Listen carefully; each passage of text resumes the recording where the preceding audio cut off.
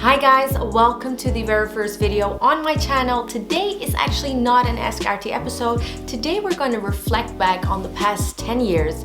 I'm going to show you guys how to pour all that wisdom into the next decade, and I'm also going to tell you why it's really crucial and why successful people do it. So if it happens to be the 1st of January when you're watching, great, but if it's not and you haven't reflected back on the past 10 years, pause me right now, grab a notepad, a notebook, your iPad, and if nothing is at hand, just grab your phone and let's go. So a tendency a lot of people and millennials have is we are always mentally on the next accomplishment. We're always thinking about the next steps of life, and we rarely stop to realize how far we've come.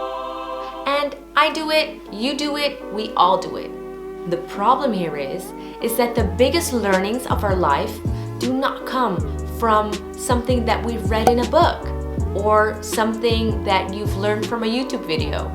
The biggest learnings of life we get from life itself, meaning the mistake you've made and the life experiences that you yourself experienced. And since we're ending a decade, this is the ultimate opportunity to take all the wisdom from the past 10 years and pour it into the next 10 years.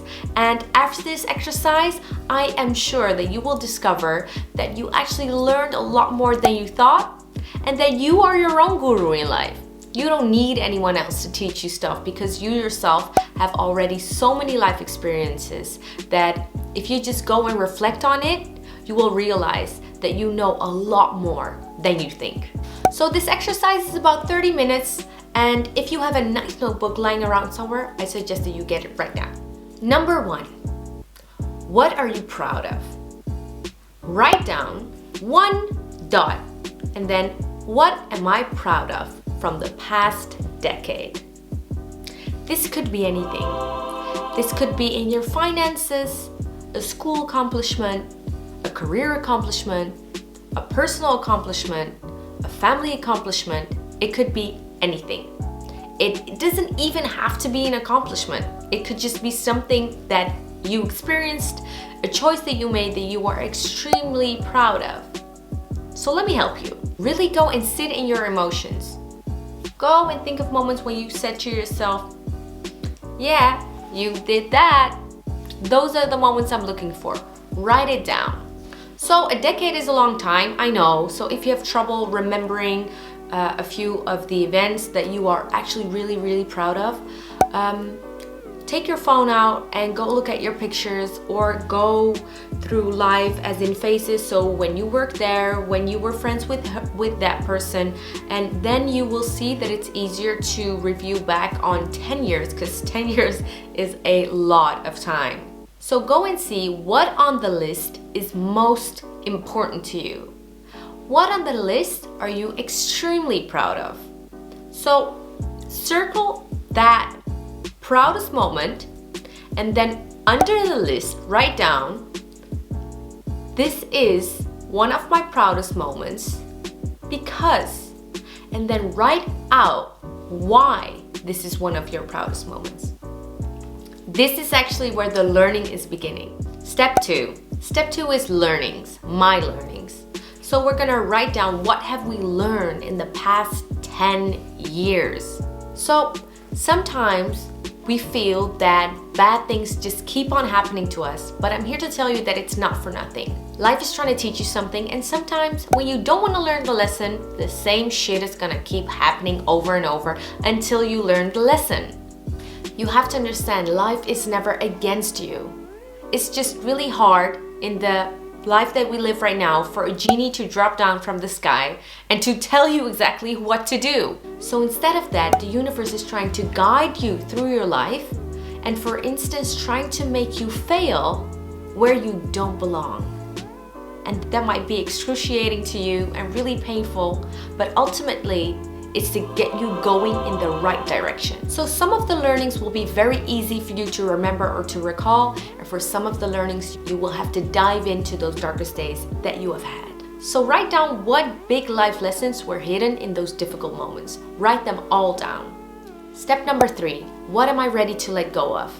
In this exercise, we will be cleaning up your mental headspace to look for things that are hogging in your mind and eating up all this energy while these things are not serving you at all. This exercise contains of 3 steps. So we have 3.1, 3.2, and 3.3. 3.1. So what in the past decade have you told yourself you have to be?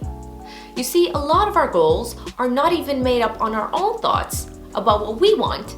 It's a lot of influence from society, from family, from other people that want us to be a certain way. And we often think that's the way to go. So tell me, what in the past decade have you discovered is really someone else's choice for you, but not your own choice? What are the goals that you still have in your mind, but you want to scratch off the list because you know that those goals do not map to happiness for you? For me personally, it was buying a house or being financially free before a certain age.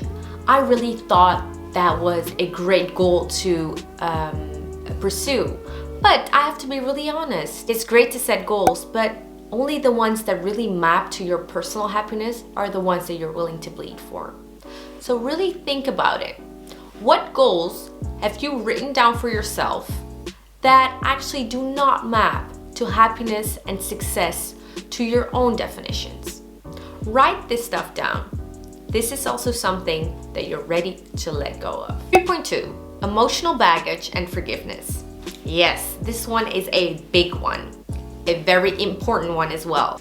So who do you feel has wronged you in the past decade that you are still emotional about? Is there someone that you have yet to forgive, including yourself? It might be scary, but I advise you to write them all down. So what Oprah taught me about forgiveness is letting go of the past so that the past no longer holds you prisoner. And this doesn't mean that what happened to you or someone has done to you is okay and you should accept it. It just means that it has happened. It's in the past. The moment, it's over. And you, who keeps repeating it over and over again, is just drinking the poison, hoping that the other person will get hurt. You are only hurting yourself with it. So, I'm not saying that you should forgive these people right now, but great job for writing it down. And I will link below a few YouTube videos on how to forgive, if that is something that you are interested in. 3.3. This one is called dumb shit you tell yourself, aka limited beliefs. So I am sure in the past decade you have told yourself that you can't do certain things, you can't achieve certain things because, and then you probably have a great excuse of why you can't. So today we're saying goodbye to these limited beliefs and the stories that they keep on playing on in your mind for the past decade. So pick 3 things that you are definitely ready to rip out of your story and to accept as a limiting belief and to let it go. Step number 4, what do I want to manifest in the next 10 years? So before you do this, I really want you to take a deep breath and take a moment to look at what you've written down and just take a moment to be utterly and solely impressed by yourself. I know you don't do this often. I know I didn't, but you have written down what you are proud of from the past 10 years, what you have learned from the past 10 years, and what you are definitely ready to let go of from the past 10 years. Yep, that's you. A lot has happened in the past 10 years, and to be really honest, when you look at your list, you must have seen that you have transformed. So by writing everything down that you just did, you have cleared the mental energy to make room for all the goals that you want to achieve in the next 10 years. The 2010s have totally positioned you for everything you want to achieve in your 2020s. Now, a decade is a long time, guys, so I need you to dig deep and to really stretch your goals and have big, huge goals. Write them all down. I need you to write down your finance goals, your family goals, your love relationship goals, your career goals, your personal growth goals, anything that you can think of in any arena. I need you to write it down. Great job. So what we're gonna do now is we're gonna filter through this goal list. So if it's not that big of a list right now, it doesn't really matter. You can always add on to the list later on. What I'm gonna teach you now is how to distinguish what you kind of want and what you really, really want. I need you to sit down and I need you to close your eyes for me and imagine yourself as the 2030 version of yourself. And I need you to open up your eyes again, then look at one of the goals that you've written down. And you're gonna go over the goals one by one and imagine that you have achieved that goal in the year 2030. And what I need you to pay attention to is, how does it feel? How does it feel knowing that you have achieved it? And how emotional do you get about that feeling? How emotional is that feeling? And what do I mean with this is, for instance, when you see yourself driving your favorite sports car or car, does it really make you emotional, or does it just really feed your ego? It would be really great, cool, a lot of people would look at me. Or is it something that you actually get emotional about because you have been dreaming of that car for so long, you've been working so hard, and you know that it's gonna be yours one day and you really get emotional about it. Once you've done that, you've gone through all the goals and you've envisioned yourself in your 2030 version of you having it, circle the goals that made you most emotional. The ones you have circled down are the ones that are a must to you. The ones that you definitely do not want to see your 2030 version not having accomplished.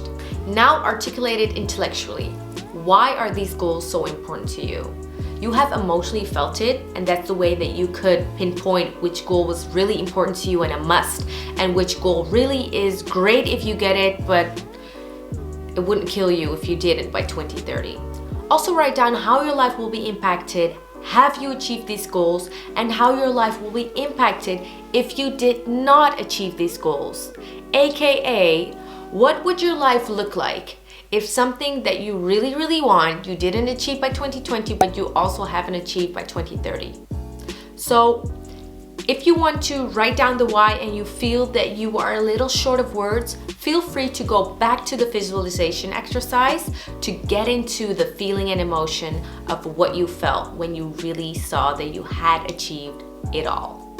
So guys, this is the end of the review of the decade. I want to say I am very, very proud and happy that you finished the exercise and that you watch it until the end of the video.